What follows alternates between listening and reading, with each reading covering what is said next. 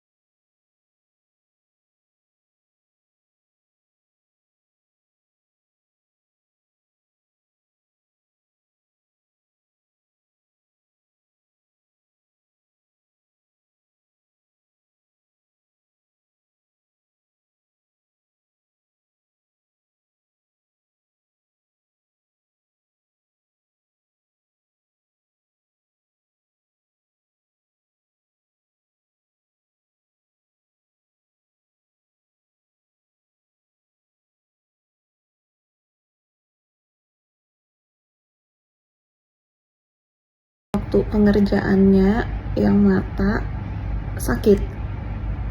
Ya lumayan lah sakit.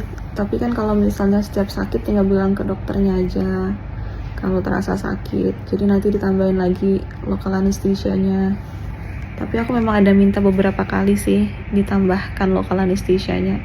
Yang berasa sakit bangetnya itu waktu di counter. Karena entah kenapa di aku terasa sampai ke kepala gitu nyut-nyutnya. Terus kalau untuk dagu pas pengerjaan menurut aku nggak sakit sama sekali. Bahkan waktu di scrape off, aku nggak tahu apa yang di scrape off waktu itu, mungkin sisa-sisa filler yang belum ke dissolve, itu nggak kerasa sakit sama sekali, nggak rasa ngilu sama sekali. Tapi post operatifnya itu di bagian dagu terasa banget sakitnya. Kalau di mata malah nggak sakit sama sekali setelah operasinya selesai. Apalagi kan kemarin aku tuh nungguin mami di dalam ruang operasi, jadi aku nggak bisa minum obat aku juga. Jadi selama 2,5 jam nungguin mami itu terasa sih sakitnya yang di bagian dagu, kayak ngilu, kayak abis jatuh gitu. Pokoknya terasa sakit banget. Tapi setelah minum painkillernya, yang mana cuma paracetamol 500 mg doang, itu jauh lebih tolerable sih untuk nyeri dagunya. Kalau sebelumnya mungkin nyerinya di 6-7, sekarang paling di 2-3 doang nyerinya. Cuma kalau misalnya banyak ngomong kayak gini, masih terasa agak ketarik. Sekarang mulai pusing mikirin rambut yang udah mulai kelihatan lepek, padahal udah pakai dry shampoo. Jadi kan kemarin ke rumah sakit itu mikirnya operasinya tuh hari ini. Jadi udah kemarin itu ke rumah sakit dalam keadaan belum keramas. Ternyata tiba-tiba kan operasi, rambutnya belum keramas, dan sekarang nggak bisa kena air selama minimal kurang lebih 7 hari sampai dengan jahitannya dilepas.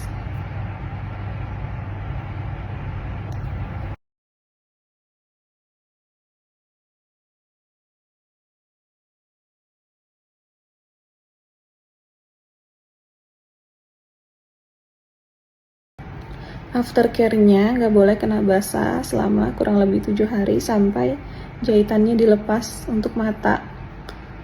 Jahitannya ini rencananya dilepasnya hari Minggu pagi. Kelihatan ya masih ada benang-benangnya.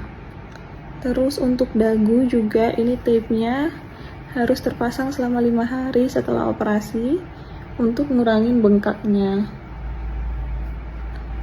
Kalau untuk obat-obatan juga ada dari dokternya, termasuk dengan cleansing kitnya yang kemarin. Dan tidurnya harus lebih tinggi bantalnya biar mengurangi bengkaknya. Kita masuk ke frequently asked question ya.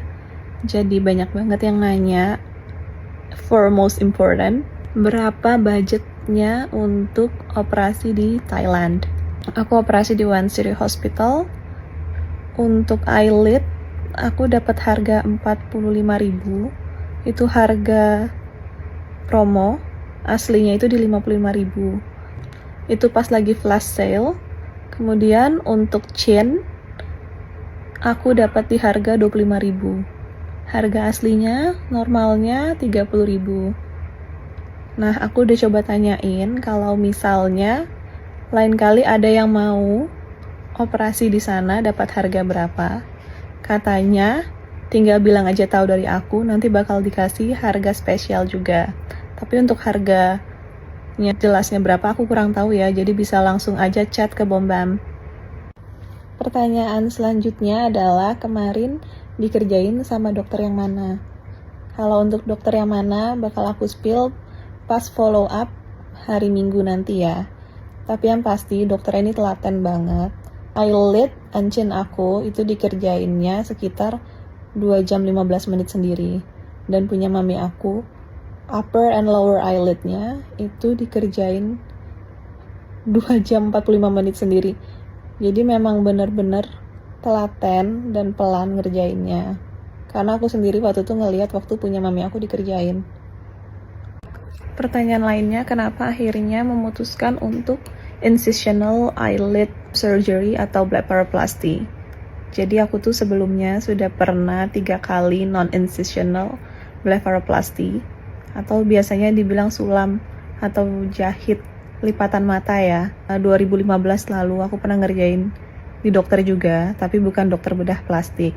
Waktu 2015 aku ngerjain, pas 2016-nya itu rasa ganjal gitu mulai muncul di mataku. Awalnya aku kira itu karena aku punya dry eyes, jadi terasa seperti foreign body sensation. Ya udah, aku lanjut aja, nggak aku lepas waktu itu.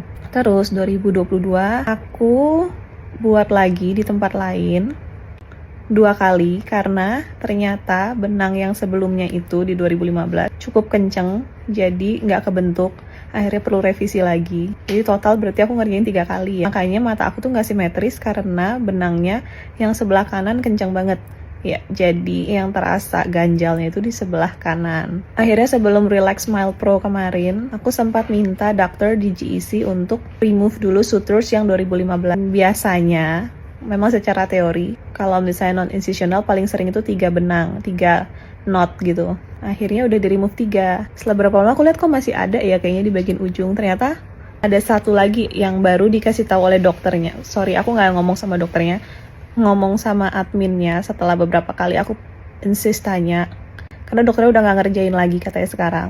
Katanya, iya memang ada 4 knot. Nah sebelumnya itu juga mereka bilang 2015 lalu, I was young and foolish, kalau waktu itu katanya benangnya absorbable. Ternyata benangnya nggak absorbable karena kemarin waktu dokternya revisi incisional ini, itu ketemu masih ada benangnya dokternya yang sebelumnya 1 knot gitu. Nah aku juga minta sekalian yang di remove benang dari yang 2022 aku ngerjain. Semoga abis ini rasa ganjalnya beneran hilang ya. Kalau sekarang ditanya masih ngerasa ganjal nggak? Masih, cuma aku nggak tahu apakah itu memang karena benang, apakah masih ada nyisa benang. Kemarin itu bahkan waktu ngerjain dokternya bilang banyak adhesion juga. Nah aku nggak tahu apakah sekarang ini masih terasa gritty sensation karena benang, atau memang udah terbentuk permanent scar.